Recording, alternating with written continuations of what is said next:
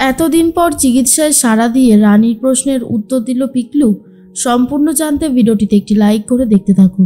গল্পের শুরুতেই দেখা যায় রানী তো নিজেই বুঝতে পারছে না কি করবে। একের পর এক সারপ্রাইজ দিয়ে যাচ্ছে জয়।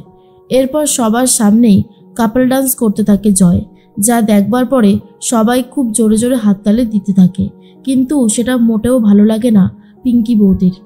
পিঙ্কি বৌদি তখন বলে, জয় যে এই বাড়াবাড়িগুলো কেন করছে কে জানে, আমি আর সহ্য করতে পারছি না। অনিশা তখন বলে, আচ্ছা বড় বৌদি, তুমি যদি এইরকম করতে থাকো তাহলে কি করে হবে?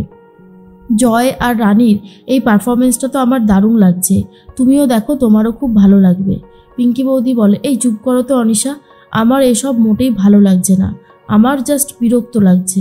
এখানে এই পারফরমেন্সটা করা মানে আমাকে সবার সামনে অপমান করা, ছোট করা, যেটা আমার একদমই ভালো লাগছে না। এর মধ্যেই পিঙ্কি বৌদিকে তখন অনিশা বারবার বোঝাতে থাকলেও পিঙ্কি বৌদি সেই জায়গাটা ছেড়ে নিজের ঘরে চলে যায়। আর এদিকে দুর্জয় আর রানী দুজন মিলে তো কাপল ডান্স করছে, যা দেখার পর রিতমেরও খুব ভালো লাগে। তারপর নাচ শেষ হতেই বড় তো একটা কেক এনেছিল দুর্জয়, আর সেই কেকটা কেটে সেলিব্রেট করবে বলে ঠিক করেছে এইবার। এর মধ্যেই জয় বলে, নাও রানী, কেকটা ঝট করে কেটে ফেলো তো। এরপর দুনিকে কোলে নিয়ে রানীর হাতে হাত ধরে কেকটা কাটতে শুরু করেছে জয়। এরপর এক পিস কেক নিয়ে রানীর মুখে পুরো ঠুসে দেয় আর বলে, নাও নাও নাও, তাড়াতাড়ি খাও। রে বাবা, না খেলে কি করে হবে? এই বলেই জোর করে খাইয়ে দেয়। রানী তখন বিরক্ত হয়ে বলে, দুর্জয়, এসব তুমি কি করছো? দুর্জয় বলে, কেন, ভুল কিছু করেছি বলে তো মনে হচ্ছে না, যা করেছি একদম ঠিক করেছি। রানী তখন বলে, অন্যায় করছো তুমি, এইভাবে আমার সাথে ব্যবহার তুমি করতে পারো না। দুর্জয় বলে, কেন কেন করতে পারি না? অবশ্যই পারি। তুমি কি ভেবেছো আমাকে? এই যে এত কিছু সেলিব্রেট করছি তোমাকে মেনে নিয়েছি? অসম্ভব, তোমাকে আমি কখনোই মেনে নিতে পারবো না। এগুলো কেন করছি বলো তো? তোমাকে ইনসাল্ট করার জন্য। এসব কথা শুনে সবাই রীতিমতো অবাক হয়ে যায় আর বলে, এসব কি বলছে জয়? তখনই দুনিকে দেখে জয় বলে, আমি জানতাম দুনিকে নিয়ে আসলে তবেই তুমি এখানে আসবে, সেই জন্য গিয়ে আমি দুনিকে নিয়ে এসেছিলাম। তারপরে তোমাকে এই মঞ্চে নিয়ে এসেছি, তোমাকে এটা বোঝানোর জন্য যে আমার কথাই শেষ কথা। ডক্টর দুর্জয় সেনগুপ্ত যেটা চাইবে সেটাই হবে, তুমি কোনোভাবেই আমাকে বাধা দিতে পারো না, ঠিক আছে? আর তুমি বলেছিলে না, আমি তোমার কাছে ক্ষমা না চাইলে তুমি কোনোদিনও এই বাড়িতে পা দেবে না, সেই জন্যই তো আরও তোমাকে তড়িঘড়ি করে এখানে নিয়ে আসলাম। এবার বুঝতে পেরেছো তো কারণটা কি? রানী তখন বলে, দুর্জয়, তুমি কেন এরকম করছো?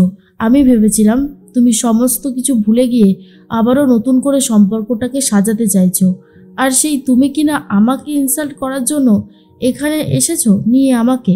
তুমি কিন্তু খুব ভুল করছো। রিতম তখন বলে, ভাই তুই এসব কি বলছিস? আমি তো ভাবলাম তোদের মধ্যে সমস্ত সম্পর্ক তুই এবার বোধহয় ঠিক করে নিবি, আর শেষে তুই কিনা এই সমস্ত কথা বলছিস, তুই কিন্তু ঠিক করছিস না। দুর্জয় তখন বলে, শোন শেষদা ভাই, আমার যেটা মনে হয়েছে আমি ঠিক সেটাই করেছি। রানী তো আদিত্যবাবুর সাথে এতগুলো বছর কাটিয়ে দিল, এরপরেও রানী বলবে আদিত্যবাবুর সাথে রানীর কোনো সম্পর্ক নেই? রানী তখন বলে, প্লিজ দুর্জয়, তুমি ওই ভালো মানুষটাকে আমাদের মাঝখানে টেনো না, উনি কিন্তু কোনোভাবেই আমাদের মাঝখানে ছিল না, ওনার সম্পর্কে একদম নোংরা নোংরা কথা বলবে না তুমি। দুর্জয় বলে, আমি কি বলবো আর কি বলবো না সেটা নিশ্চয়ই তোমার থেকে শিখবো না, 100 বার বলবো, ও আমার স্ত্রীকে আমার কাছ থেকে কেড়ে নিয়েছে।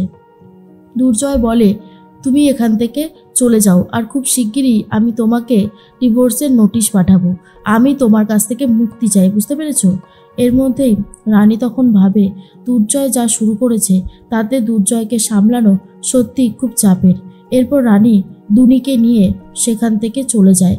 শুক্লা তখন বলে, এটা তুই কি করলি জয়? নাতনিটাকে নিয়ে তো চলে গেল, দুনির তো কিছু খাওয়াও হলো না। জয় তখন চুপচাপ দাঁড়িয়ে রয়েছে।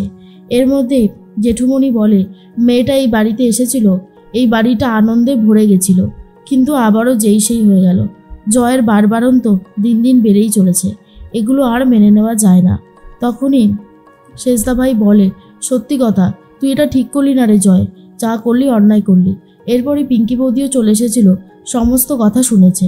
পিঙ্কি বৌদি অনিশাকে বলে, ভাগ্যিস অনিশা তুমি আমাকে ডেকে নিয়ে এসেছিলে, না হলে তো আমি অনেক কিছুই মিস করে যেতাম। আমার মনটা খারাপ হয়েছিল ঠিকই, কিন্তু এসব শোনার পর একদম মন ভালো হয়ে গেছে। রানী তো চলে যাচ্ছে আদিত্যবাবুর বাড়িতে, গিয়ে ভীষণই কান্নাকাটি করতে থাকে ব্যালকনিতে দাঁড়িয়ে দাঁড়িয়ে, আর বলতে থাকে, ঠাকুর তুমি তো আমাকে সব দিয়েছিলে, কিন্তু সব এইভাবে কেড়ে নিলে কেন? আমি কি অন্যায় করেছিলাম যার জন্য আমার কাছ থেকে সব কেড়ে নিলে? এর মধ্যেই ভেতরে চলে যায় দুনিকে নিয়ে, পুষ্পাকে ডাকে আর বলে, পুষ্পাদি এদিকে এসো তো, নিয়ে যাও দুনিকে, ওকে একটু ঘুম পাড়িয়ে দাও। পুষ্পা তখন বলে, জানো না দিদি কী হয়েছে আজকে? পেছনে যে স্টোররুমটা আছে না, আরে সেই স্টোররুম থেকে না ভুতুরে কী সব আওয়াজ আসছিল। আমি তো গেছিলাম দেখতে, দাদাবাবু আমাকে ধমকি দিয়ে একদম ঘরে পাঠিয়ে দিল। তখন আদিত্যবাবু বলে, এই তোকে রানী একটা কাজ দিল তো, যা সেই কাজটা কর গিয়ে।